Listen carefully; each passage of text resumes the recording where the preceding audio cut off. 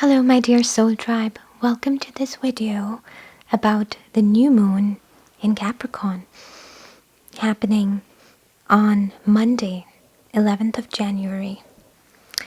So much has been going on this new moon. It is such a powerful time with a lot of activity. So why is that the case? Well, we are having the sun and moon making aspects with Capricorn right next to Pluto, the planet of complete death, rebirth, and transformation. So with Pluto, it's all about power, owning your power, using your power, giving your power away. And there could be drama, and it's all about not getting caught up in drama that does not belong to you.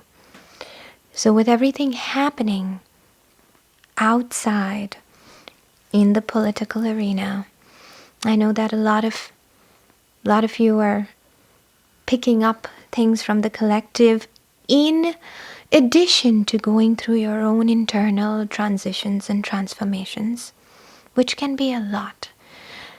I have also been talking to people who have been experiencing manifestations of these in their physical bodies. Lower back pain, which feels like lack of security, or headaches, or anything of that sort. If you're experiencing that, know that there are strong shifts happening. We also had solar flares, and we had an intense transit with Mercury and Pluto entire last week. So your mind is literally going through a reconstruction after a deconstruction. And the most important way to make use of this transit to your advantage is that when the reconstruction is happening or the rebirth is happening, you are focused in your now moment and in your future and not looking towards your past, the cause, the drama, the stories, the old stories. It's time to drop that baggage. With Pluto, so many people are experiencing old wounds that are coming up for release, that are being triggered by current events in their lives. When these wounds come up, understand that they are simply coming up one last time, if you choose to make it your last time, to be released. And in order to help with that, I have created an entire video on how to deal with the wound of abandonment, which from all the people I have spoken to in the last week, have been experiencing. And there is another deeper video if you associate with the construct of being the divine feminine archetype.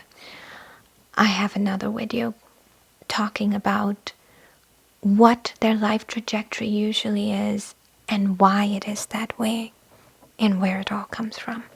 So we go much deeper in those videos, but this one is specifically for the astrology of this time.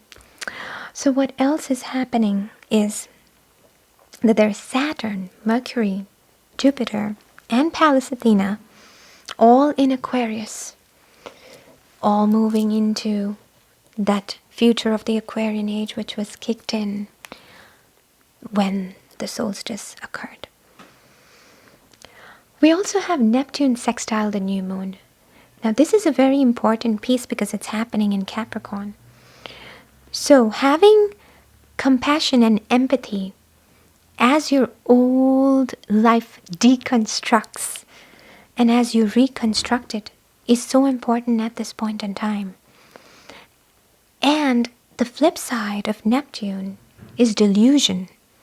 So stay away from projecting what is happening on others, projecting what is going on internally on what is happening externally, either in the political realm or based off any blame game or based off anything that you are projecting on others or comparing with others. So that is the delusion side of Neptune and Capricorn. You want to stay in the compassion that Neptune brings, the divination abilities that Neptune brings, because when you are looking inward and diving in those depths through divination, you are going to understand why the entire reconstruction is happening and get guidance on how to move forward. So there is a lot of help available through your guides at this point in time, and you have a lot of access to it with Neptune in the mix. With Saturn and Jupiter, that is the only saving grace, because Saturn keeps things real. And when it is in Jupiter, it helps you bring that detached approach. It brings you to truth, through fairness, to justice, to liberation. And this is the same theme that is being continued from the last moon. The truth will set you free when you see it for what it is, instead of being into the story that Neptune may be deluding you into.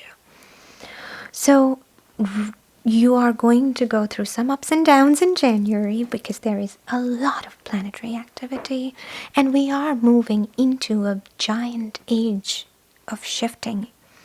But just ride through the waves, ride through the roller coasters with objectivity.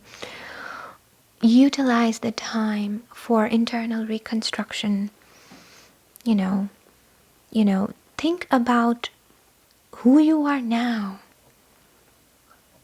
And with Venus in Capricorn, gives it a very practical side.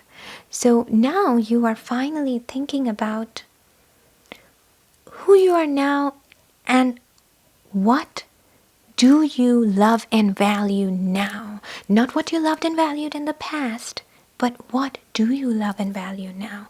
What do you really want for your future, which could be significantly different from what you valued in the past. But what will allow you to move forward is gratitude. Gratitude that if you were not what you were then, or if you did not love what you loved then, you would have never been able to come to a place now of what you want. Instead of blaming yourself, you want to look at it as growth, because you have to climb one ladder at a time for any kind of growth. So you want to have gratitude for the growth, and then keep going and keep your focus on the here and the now and how you want your future to look like, because your entire value system about who you are, what you want, how you want to love, how you want to be loved, all of those perceptions are shifting. And because Venus is in a Capricorn-like practical sign, you're able to see it for what it is. Now, Neptune sextiling the new moon also brings a lot of opportunities out of the blue, especially with new groups and new teams that are forming at this point in time. You may be invited to join a collective. Be mindful that that collective is resonant to your new energies, and ensure that you take on these beautiful opportunities as long as they are in resonance with the future that you are planning to create, and have no association with the past that you are leaving behind.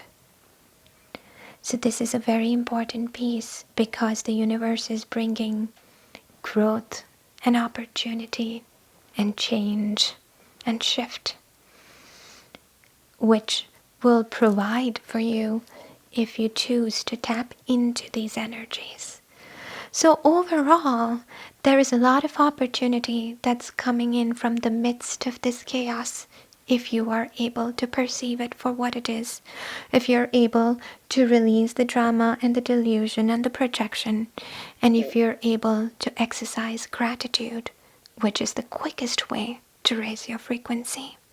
Because who you are now is always a product of your past experiences and the growth and the learning you had from it. I hope you enjoyed this video. Happy New Moon.